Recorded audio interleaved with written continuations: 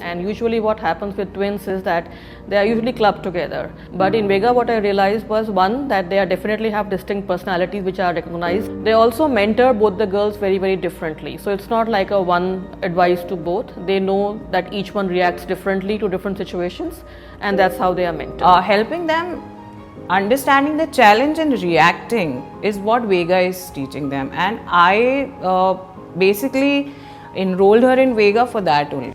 You know, being close to nature and being able to experiment, fail, try, those are the traits, you know, which I think we like in Vega's architecture, which we feel is important for a kid. Actually looking for a school which not only academically contributes to the child's learning, because that eventually it's a part of a curriculum which is in every school. We were looking for a school which is more centric around the overall development. When I say overall development, it is around a conceptual learning, something which is experiential in nature, and I think that's what is the USP for Vega.